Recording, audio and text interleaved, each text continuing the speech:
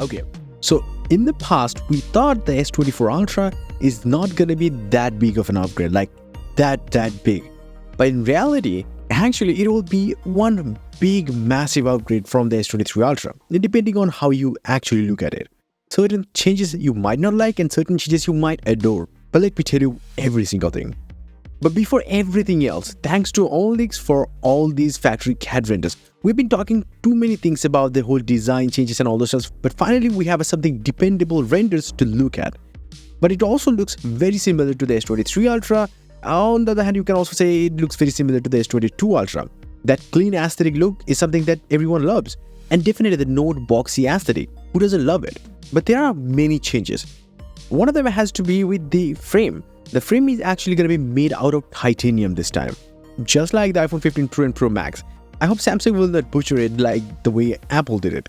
That will make it a slightly lighter, but it's not going to be anything significant. It's 1 gram lighter, but it's going to be much more durable. The S23 Ultra is already freaking durable, but that's not the reason why we are here.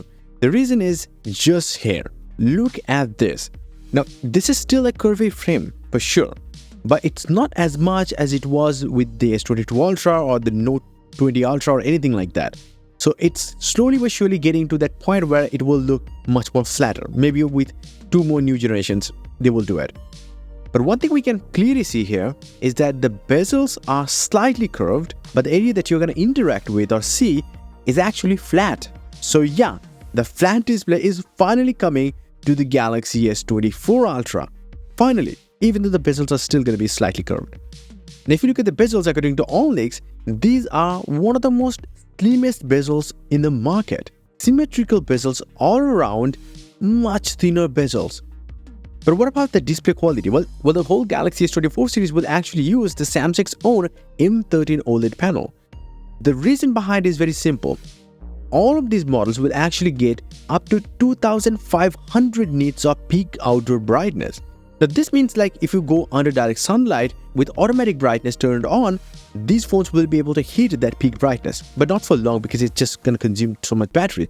But the point is, it is still 750 nits brighter than the S23 Ultra's one. And then there is a thing. The 6.78-inch screen is not changing in size, but the resolution is changing, means the aspect ratio is changing. It's going to be 19.5 by 9 aspect ratio display. So the phone is actually going to be shorter in height and wider around 79 mm. If you look at the overall dimensions too, it's visible. And it's also going to be 8.7 mm thick. So in terms of the whole look and feel, it's going to be one hell of a big upgrade. But maybe the looks wise, I would say like it's very similar to the S23 Ultra, but looking closely, it will be a big change. Now another thing is that the storage wise, it's going to come with 256 at the starting. There is a possibility we might see a 16 1TB and a 16 2TB storage option. It also might just be region specific, so we can't really confirm at this point. But then again, we are still quite far away from the launch event. Actually, it's happening in the first month of 2024. The release date is not fixed yet, but we're hearing it's gonna be 18th of Jan. So it's definitely crazy exciting. Now, if you're thinking about the chipset thing, well, unlike the S24 and S24 Plus, the S24 Ultra will exclusively powered by the Snapdragon 8 Gen 3, or that too the Galaxy variant. Now, the Snapdragon 8 Gen 3 will actually be featured in the OnePlus, Xiaomi or Vivo devices before Samsung, but the 8 Gen 3 for Galaxy is going to be the overclocked variant, and that's also going to be the fastest Snapdragon 8 Gen 3 in the market. According to one leaker, the multi-core score in the Geekbench test is actually scoring somewhere 7,400 points. That's a big-ass number. Now, if you want to know about the Snapdragon 8 Gen 3 for Galaxy specs, here it is.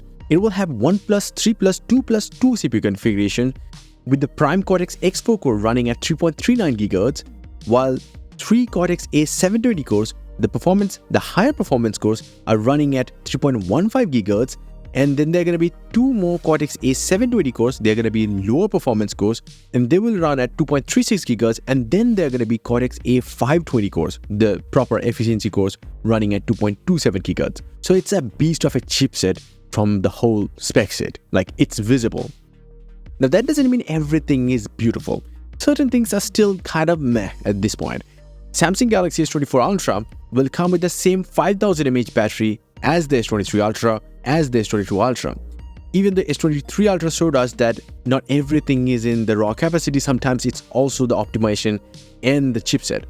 So maybe this year we're gonna get slightly more better battery life out of it, but not that much because it's still a 5000 mAh battery. But the charging speed is where Samsung is still lacking behind a lot of competitors. 45-watt max fast charging. But then I saved the best for the last. The cameras are changing the most insane way possible. This is not something that I even expected. So Ice Universe actually already revealed that the S24 Ultra will come with a 200 megapixel ISOCELL HP2 5x or SX camera sensor, which is an optimized variant of the ISOCELL HP2 used inside the Galaxy S23 Ultra. So it's the same kind of 200 megapixel resolution, 1/1.3 inch optical format. So from the specs, it might not look anything crazy, but it actually is gonna be a significant improvement. And Samsung, because of R&D costs, they're gonna use this 200 megapixel ISOCELL HP2 camera for a few more generations to just make the most out of it with software, algorithm, and NPU and ISP. Now, we know that there is also going to be a 12 megapixel ultra-wide-angle camera. Yes, it might be a new sensor or something like that, but it's still 12 megapixel. It's a fun camera, that's it, okay, fine. But what about the zoom camera? We are excited about that. Well, this year, you might get disappointed at the start, but listen to me. There were rumors that Samsung is actually removing the 10x camera from the S24 Ultra. Well, that's turned out to be actually true, but not the way we are thinking. They're not removing one camera, they're actually replacing it with a 50 megapixel camera, but that's actually optically capable up to 5x zoom. Now you might be thinking, why they're doing it? I don't know, but there is still going to be a 10 megapixel 3x teleporter camera. But if we talk about the 50 megapixel 5x camera, despite having a lower zoom range than the current 10 megapixel 10x camera, the new 50 megapixel sensor is not necessarily a step backwards. For starters, it has a high resolution camera, so it will be able to take much more detailed pictures. Like for example, if you want to take a portrait photo, this 5x camera will come real handy.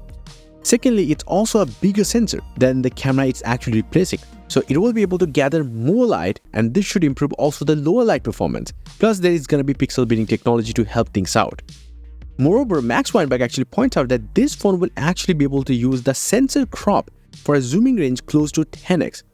This is the same kind of technology Apple used inside the standard iPhone 15 and 15 Plus to create a 2x zoom without having to lose any quality and still produce a 12 megapixel photo from a 48 megapixel main sensor. So now if you calculate, this 50 megapixel sensor with sensor crop might be able to produce a much more higher quality 10x photo than the native 10 megapixel 10x camera.